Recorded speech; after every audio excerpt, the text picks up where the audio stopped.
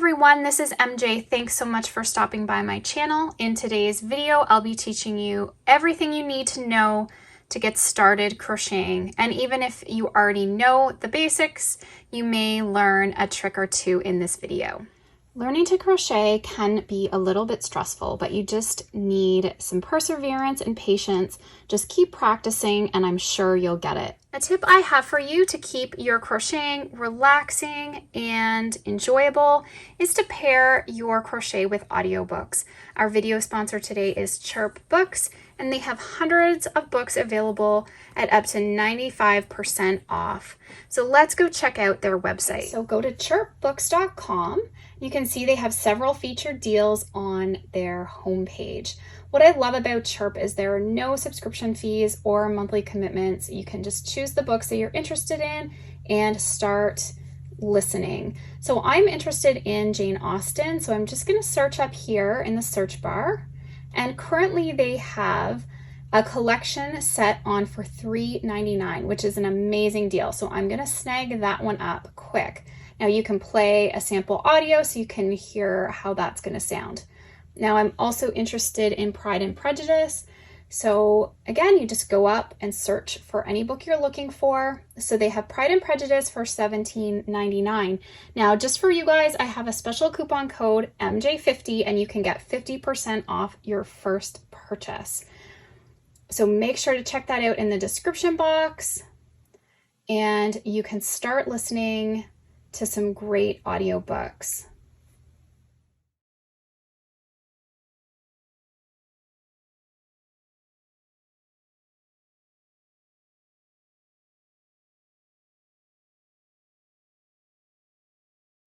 So the very first step you need to know is how to make a slip knot, because this is what we're going to put onto our hook.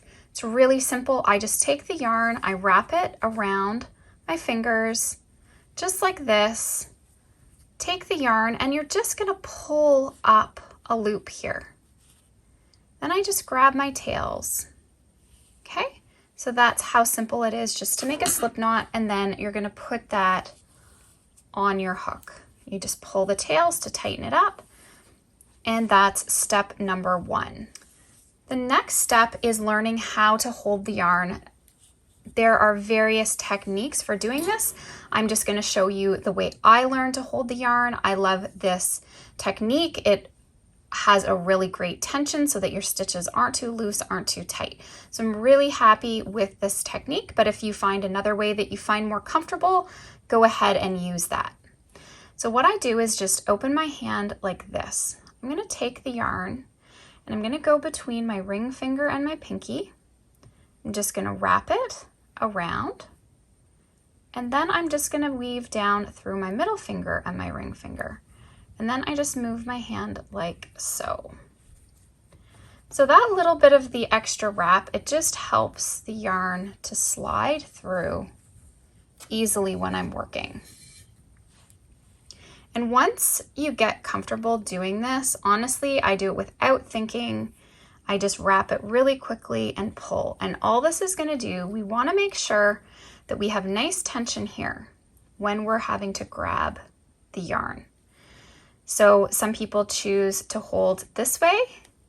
And I honestly, I will move back and forth. If my hands for any reason are starting to get tired this way, I will occasionally switch my hold and go this way. So whatever you find most comfortable is what you want to do. You just want to make sure you can easily twist that hook to grab yarn and that you have a nice tension right here. You don't want it too loose. You don't want to be overextending your fingers. You just want a nice amount here that's nice and comfortable. So step number 3 will be learning to chain. So what you'll do is you have your slip knot, you have your hold, and then all we're doing is grabbing the yarn and pulling it through. You don't want to make those chains too tight because you have to work into them later.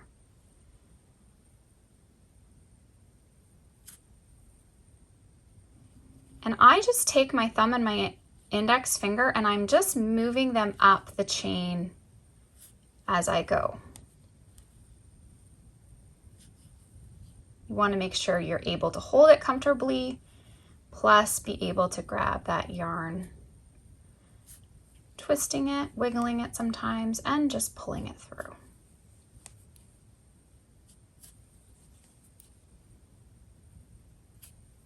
So you'll see many patterns will say to chain out a certain number to start into your stitch pattern. It all depends on the project. So if we take a look at my chain here, I've chained out 11. You can see this is the chain stitch. So this is the center of the chain. We have the front, the top loop here, the bottom loop of the chain. And then if you turn, you also can see that this is the back leg of the chain. And we will sometimes work into that. Sometimes it's referred to as the back hump of the chain. So you could work into this loop, and that gives you a really nice finished edge, or you can come back and just work into this front loop here.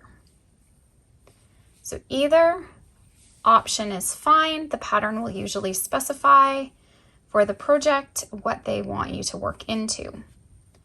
Usually for a single crochet, you're going to work back into the second chain from the hook. So here's our first, here's our second. Half double crochet may ask you to work into the third chain. A double crochet may ask you to work into the fourth, the fifth, and so on, depending on the pattern, will tell you what chain you want to work into to begin your pattern. So you just count back. You don't count the one that's on your hook, you count these. So 1, 2, 3, 4, 5, and so on. And if it's the back hump, we have 1, 2, 3, 4, 5, and so on. So I'm going to show you how to work a single crochet to begin, and I'm just going to work back into the second chain from the hook, and I'm just going to work into this chain here. So you're taking your hook, you have your hold, you're going through the chain here, we're going right through the center, you're grabbing the yarn, pulling it through. Okay, pull that up. You now have 2 loops on your hook. You're going to yarn over and pull through 2. So you've made your first stitch. You can see the V of the stitch here. Go through the next chain, pulling up a loop, yarn over and pull through. And you just repeat this all the way along the chain. Now, a helpful tip for a beginner, so that you don't lose your stitch count, you could go ahead and put a stitch marker right into that first stitch. I find I hear a lot of feedback that people that are learning to crochet, they lose stitches, they can't keep their edges straight. So if you mark that stitch, you know this is going to be the first stitch here. I'm just going to keep working across. Now I had 11 chains to start with, and I worked back into the second chain from the hook. So I am going to have 10 stitches. Now, of course, you can just look here. 1, 2, 3, 4, 5, 6. I've made 6 so far, and that's how you can count them. Okay, so I now have 10. You can always count. You could add a stitch marker here or just keep it in your visual.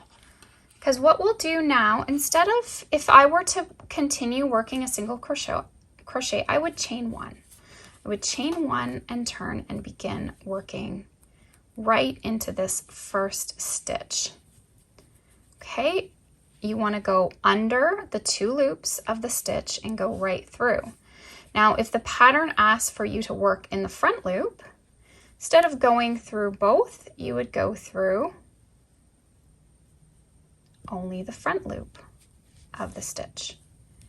If the pattern says to go through the back loop, you would just go through the back loop of the stitch. But if it's just a regular stitch, you're going under both loops and then making your single.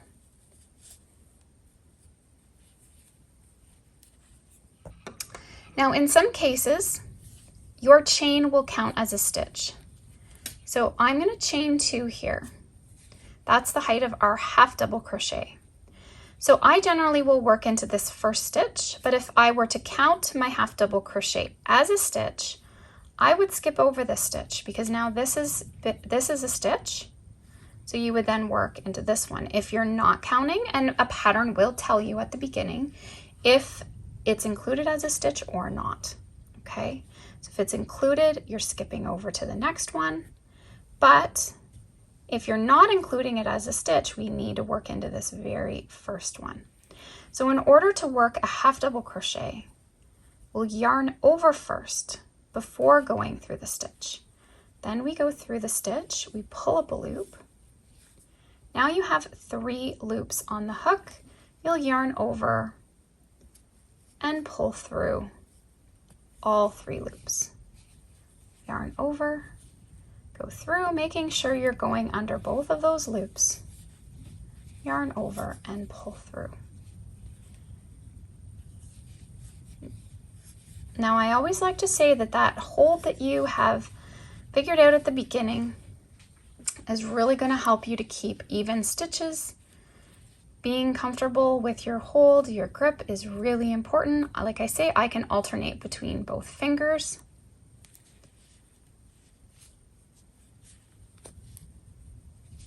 And I am going through both of those loops. Okay, so this is the next most common stitch. Your single crochet, half double crochet, and double crochet are the most common stitches that you need to nail down. You need to learn these stitches, and then you can create so many beautiful patterns from them. So chaining, single crochet, half double crochet, and double. So next I will show you the double. Now as you can see, we're getting to the end. Quite often a crocheter may miss that last little stitch and then their work starts getting smaller. So we know we're going to work into that stitch. Need it to yarn over first.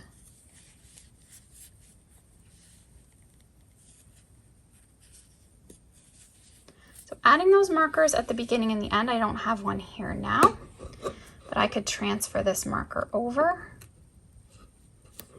Because again, if you take a look at the top, 1, 2, 3, 4, 5, 6, 7, 8, 9, 10.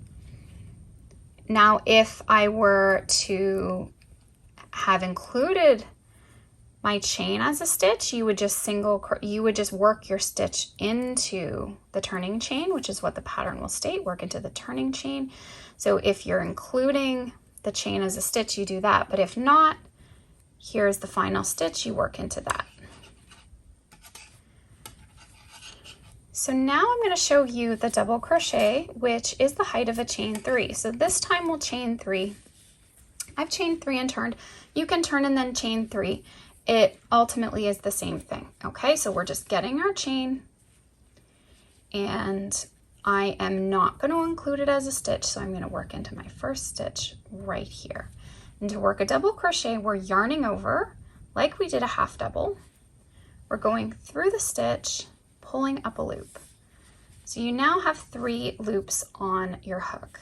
Now you'll yarn over, pull through 2, yarn over, and pull through 2. So that's how we make a double crochet. Go through the stitch, we're going under both those loops, pulling up a loop, yarn over, pull through 2, yarn over, and pull through 2. Continue working double crochet stitches all the way along. And again, if the pattern had stated to work that stitch in the front loop, we would yarn over going through the front loop only. If it stated the back loop, we would go down through the center of the stitch and the back loop only. But a regular stitch will go right under both loops and work across.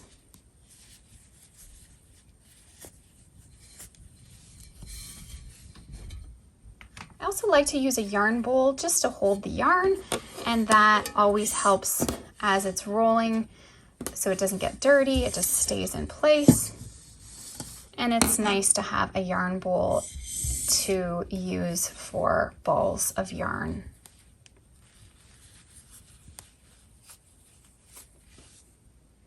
The final basic stitch I'm going to quickly show you is the treble crochet. It's not used as often, but I'm going to throw it in here just so you know it as well. This time we're going to chain 4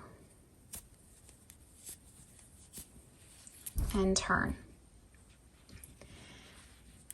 To work a treble crochet, you're going to yarn over twice. So now you have 3 loops on your hook. You'll go through the stitch, pulling up a loop. So you now have 4, yarn over, pull through 2, yarn over, pull through 2, and yarn over and pull through 2. And you can see this is a nice tall stitch. So you yarn over twice, go through, yarn over, pull through 2, yarn over, pull through 2, yarn over, pull through 2. Okay, and that's a treble crochet. Now I also wanted to mention that I'm using US terminology. So if you are in the UK, the terminology is different. So I just wanted to make that clear that this is US terminology. So far I have shown you what it is to work in rows. So far we've worked in rows, beginning with a chain. Okay, so I've shown you how to chain, work in rows, and to work those basic stitches. Now what's important to also know is how to work in the round, because many patterns are worked this way rather than in rows. So let's hop into quickly how to start off a round. I like to start off all of my rounds by working a magic ring, or sometimes referred to as a magic circle. So to do that, I start off with my hold, and then I wrap the yarn around my index finger 3 times. Then you're going to take your hook, sliding it through all the loops on your finger. You're going to take that first loop and you're going to pull it through. Now you will chain 1, 2, or 3 depending on the stitch that you're going to be working. So I'm going to go ahead and chain 2, and I'll work half double crochets in my ring. So here's my ring now. I like to crochet over the tail as I go. So I'm going to yarn over and I'm going to work half double crochet stitches in my ring. And the pattern will state how many to work.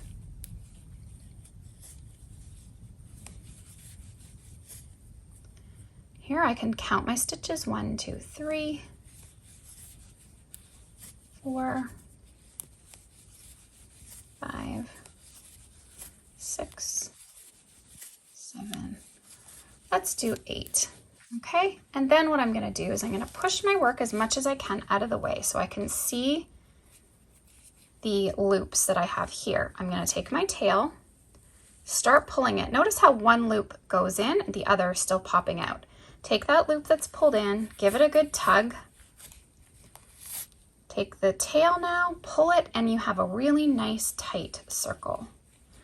Now I am going to slip stitch into the first stitch to join up my ring. Then, the same as I showed you before, you begin your round, unless stated otherwise, by chaining. So I'm going to chain 2 because I'm working half double crochet stitches. Again, you can see your stitches by seeing those V's all the way around, and then you just begin working into the stitches under the 2 loops, just like I taught you with rows. Now, a round is a good place to show you how to do increases because generally we're increasing to make a larger circle. Now, if I weren't to increase, you're basically going to get a tube.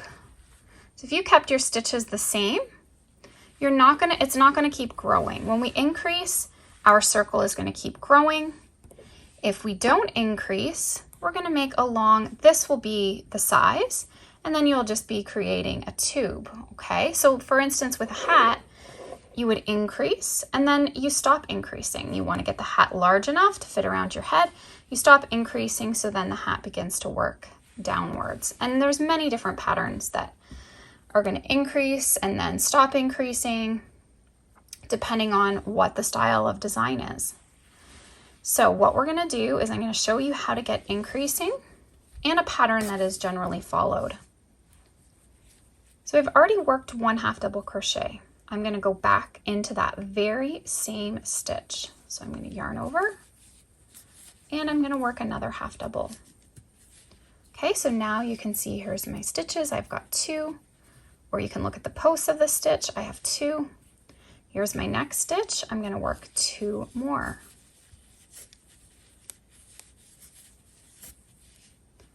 There's the next stitch. I'll work 2 more stitches.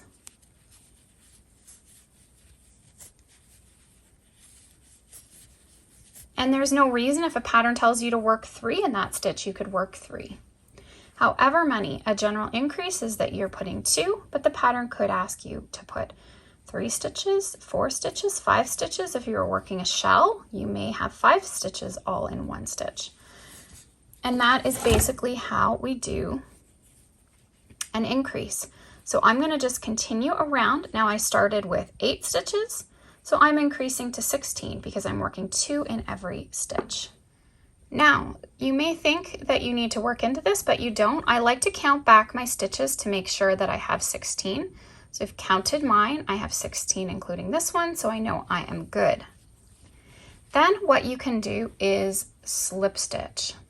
So now, to generally do your normal slip stitch, we go through the stitch like this. We grab the yarn, we pull it through the stitch, and then we pull it through the loop on our hook. Okay, so now we've slip stitched this together and we can start. Now, here's a little trick. If you want a nice invisible join, you can slip stitch the opposite way. So instead of going through here, you can go through here. You can yarn over, pull through, pull through. That's all that you've done different is you've gone in behind instead of in front. And then you can chain 2 and continue with your pattern. So now for an increase, whatever you start with in this round, you want to keep increasing by. So we want to go up 8 stitches every round, okay? So we had 8 stitches, we doubled up so that we had 16. Now for this round, in order to go up another 8 stitches, so 8 times 3 is 24, we would work a half double in the first stitch, then we work 2 in the next stitch.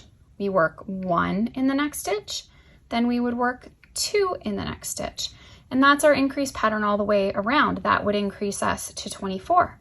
The next round, we want to go up by another 8 stitches. So we're going up. So what we would do is do 1 in the first, 1 in the second, 2 in the next, 1 in the first, 1 in the next, 1 in the next, 2 in the next. And if you get the idea, that's how we keep increasing. So then it's 3 stitches and an increase, then it's 4 stitches and an increase, then it's 5 stitches and an increase. And you just continue that way so that each round would increase by 8 stitches. Now, if we started with 10, it would be 10, 20, 30, 40, 50, and so on. And that is how you get a nice, even increase pattern. Now, sometimes if you're working it in a single crochet stitch, to keep the work nice and flat, I would do an increase and then 1 round that's not an increase, then a round that's an increase, then a round that's a non-increase. But it still sticks with that same increasing pattern. It's just if you're looking for your work to be flat, sometimes we need to tweak things a little bit. So here is a half double, then my next would have 2 half doubles, and that is how we do an increase. So now whether you're doing half doubles, singles, doubles, whatever the stitch pattern is, that is how the increase works. Next, I'm going to show you some decreases. Decreases are also crucial to know when you're working patterns because quite often you're going to have increases, quite often you're going to have decreases. And I'm just going to go ahead and show you on this round that I've already made. So let's start out with our single crochet. So I'm just going to work a couple single crochets across. There's 1, 2, and 3. Okay, so now I'm going to show you how to do a single crochet decrease. It is also known as a single crochet 2 together. So you could see in the pattern, it abbreviated to SC2TOG. So single crochet 2 together is a single crochet decrease. So what you will do is you will go through the stitch, pulling up a loop. You go right into the next stitch, pull up a loop. So now there's 3 loops on your hook. Yarn over, pull through all 3.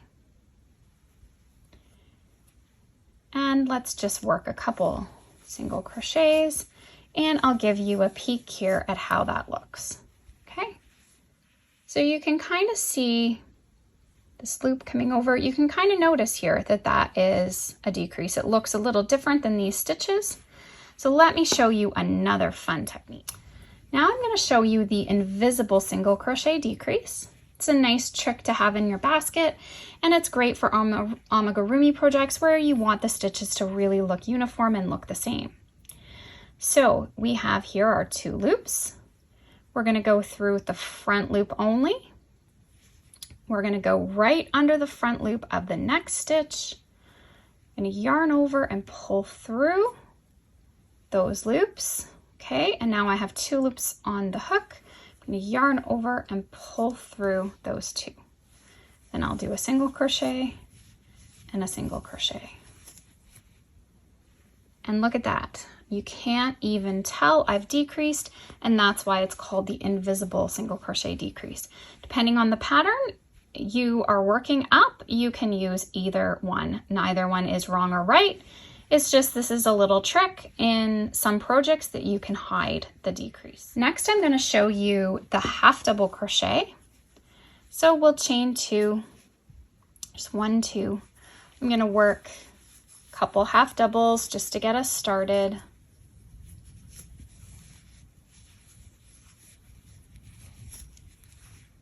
Now I'm going to show you how to do a traditional half double crochet decrease. So we're going to yarn over, going through the stitch, pulling up a loop, yarn over, go through the next stitch, pull up a loop. So now you have 5 loops on the hook. We'll yarn over and pull through all 5 of those loops. And just wiggle the hook to get through. And we'll do a couple more half double crochets. And a half double crochet decrease could be half HDC 2 tog, half double crochet 2 together. So as you can see, that's really bulky. You can really notice, but that's how you traditionally would do a half double crochet decrease. I'm just going to show you another method that just gives a little less bulk. So we've got our 2 half double crochets. You could yarn over, go through the stitch, pull up a loop, go right on through the next stitch, pull up a loop. You now have 4 loops on the hook instead of 5. Yarn over and pull through all 4. And that's just going to give you a little less bulk than our traditional decrease. Again, both are fine. Not one is right or wrong. It's just creating a little less bulk. But we still have 1 more to show you, which will be the invisible half double crochet decrease. Okay, so that invisible half double crochet decrease is worked similar to our single crochet, invisible single crochet. So we're going to yarn over. We'll go through the front loop only. Okay, front loop. Go right through the front loop of the next stitch. Okay, and then we're going to pull through those 2 loops. So now we have 3 on the hook, yarn over, pull through all 3. Do a couple more half doubles, and I'll show you how that just seamlessly. See, you can hardly tell that that's a decrease there. So there, I've given you 3 ways you can do a decrease. Use whichever one you prefer, depending on the project, you decide. And lastly, let's do the double crochet. So we're going to chain 3 this time. And let's work a couple double crochet stitches before we get into the decrease.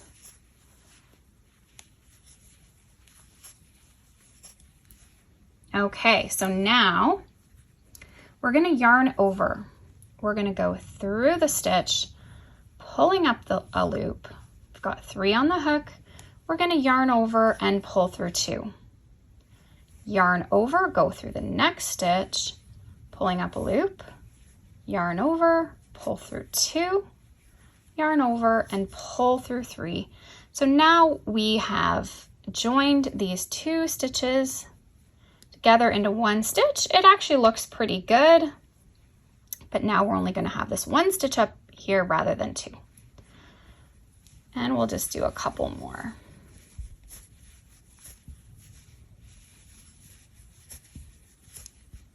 Okay, so that looks not too bad.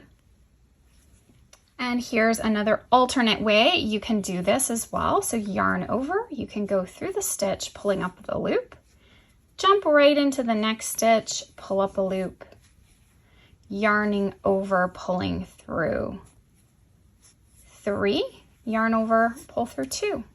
And that makes it look more like an actual stitch, but it is a little bit bulkier than your regular stitch. So as you can see here, it does blend not too bad. And I actually like using this method rather than the first one that shows those 2 stitches.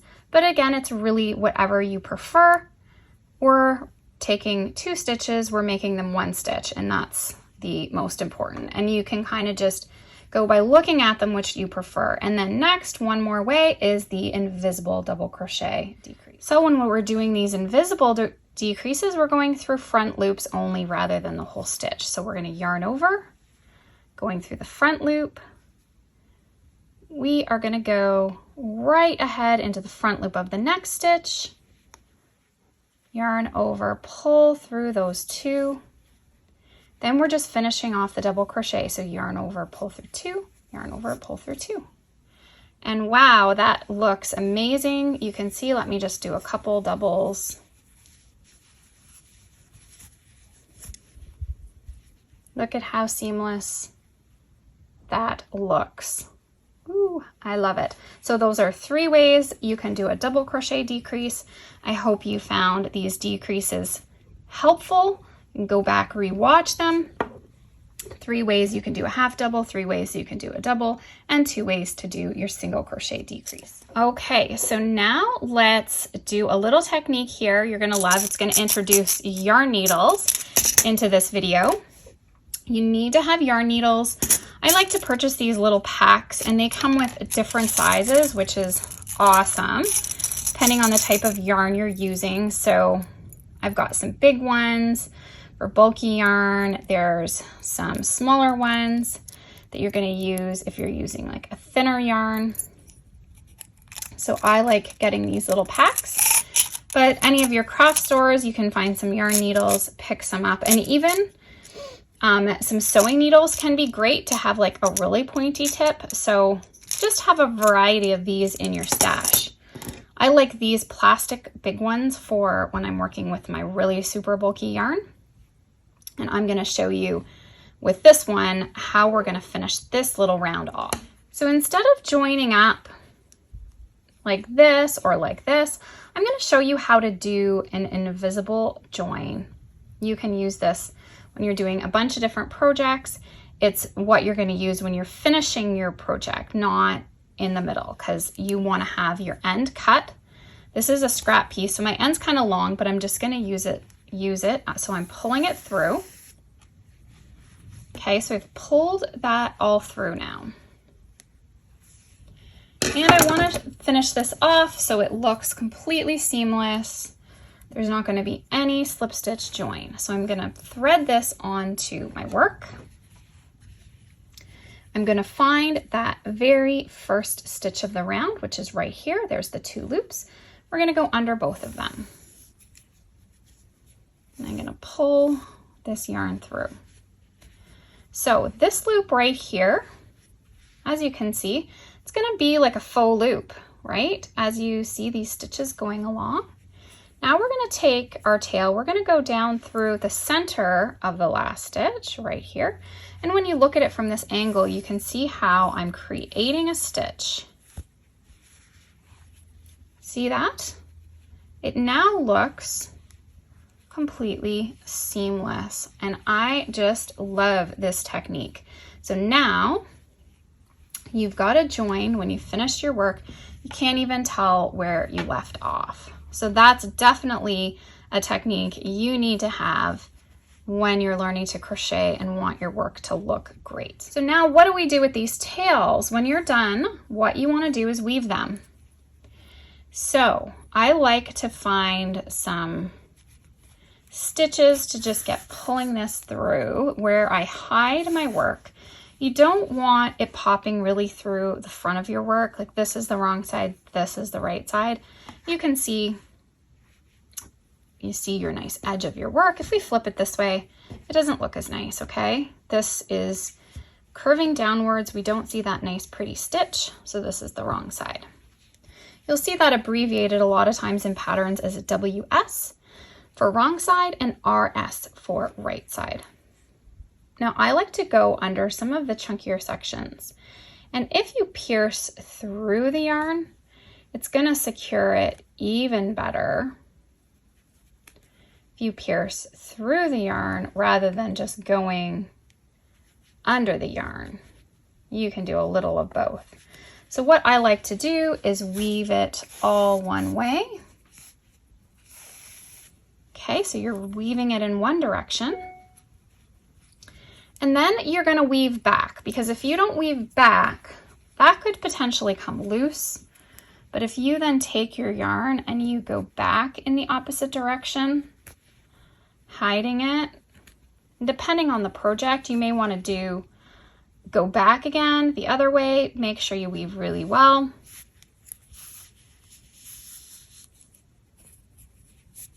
So you're going to go back in the opposite direction. Then once you're happy with your weaving, all you do is just trim the end off and you're done. And you weave your starting tail. I like to go sort of under these loops and then back again. And then that makes sure that's secure. You've then hidden all of your tails. Like I say, you're going to change up your needles depending on the project. And that is something that you definitely need to know when you're learning to crochet, is how to weave properly, because the last thing you want is your work coming undone. I'm also going to link up above my top 15 tips and tricks, which is going to give you a lot of knotting tutorials, joining yarn tutorials, and other tips and tricks that are going to help you to become a better crocheter. So if you want to check that out, just click the link that's going to pop up above. So a stitch I really wanted to cover in this tutorial is our front post and back post stitches. It's really important to learn these stitches so that you can create really cool designs with texture and cables, all those more advanced stitches that I know you're going to want to do. So let's just jump into it, and I'm going to start out with the front post double. So first I'm just going to make a double crochet in the first, just so you can really see the difference between these stitches. So the front post double crochet is not worked through the stitch as you normally would. Instead, we're working around the post. So this is the post of the stitch. So we're going to yarn over just like we're doing a double crochet, but instead we're going to go under the stitch, under the post, okay? So this is the post, we're going under the post, yarn over, pull up a loop, yarn over, pull through two, yarn over, pull through two. Okay, so now we've just bumped this stitch up. So we've shot it up instead of keeping it flat. So my next one, I'll do a double, so you can see the difference. Okay, so we have a double, we have a front post, and then a double. So this one's popped up. So you can kind of line them up. So here's our first stitch, here's our second, okay, here's our third. So here's the next post. I'm gonna do another post. So we're gonna yarn over, we're gonna go around or under that post, Bring up a loop, yarn over, pull through 2, pull through 2. And you can just continue that all the way across, just alternating a front post.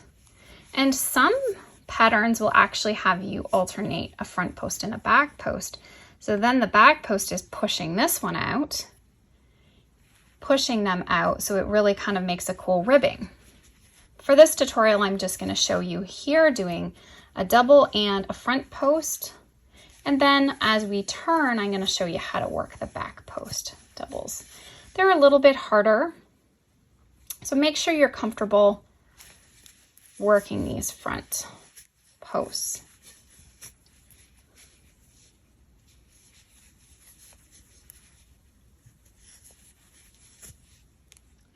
So now I have 10 stitches across, but what I really like to do is if I'm ending with a post, I like to just go ahead and work a double in the turning chain. So I actually have now 11 stitches, but I like the look of ending sort of even. So you wouldn't, or you would want to work an odd number for this, so you can kind of do a double, post, double, and so on. So I've just stuck a double in my turning chain so that I can have it look uniform.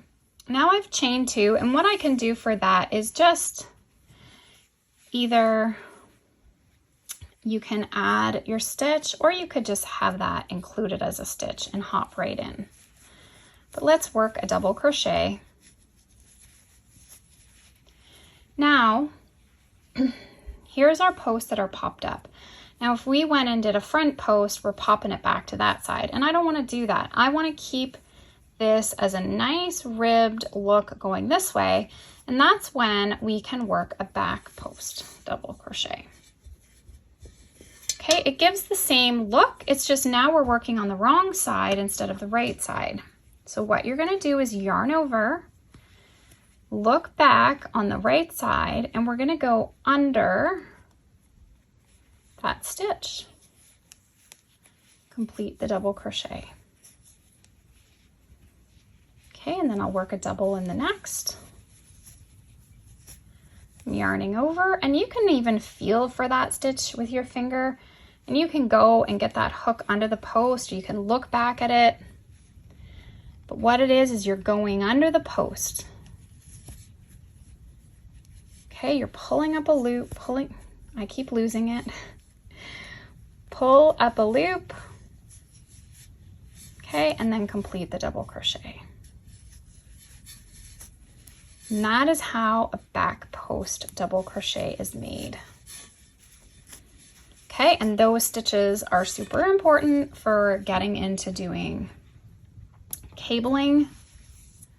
So these are basic stitches that you need to have in order to kind of expand on your crochet skills. So these are some basic stitches just to get you started working in rows, working in rounds, and a few little tips and tricks and techniques that you're going to need to know. I have a playlist that covers more tutorials that you can go check out, and I'll have the link in the description box. And anything that you're looking for, you can just go ahead and do a search. So if you come to a pattern and it has a new stitch that you haven't seen, go to YouTube and just give it a search. I'm sure you'll find something that will help you on your way, but definitely go check out my playlist. I hope that you've maybe learned something in this video and that you can learn more from me on my channel. I have lots of different tutorials showing you how to make blankets and garments, home decor, dishcloths, all kinds of great beginner projects and more advanced projects that I hope you'll check out. Thanks so much for watching. If you haven't already, please subscribe to my channel. And if you enjoyed this video, you found it helpful, please give it a thumbs up and tap that bell so you can stay updated on new videos and tutorials.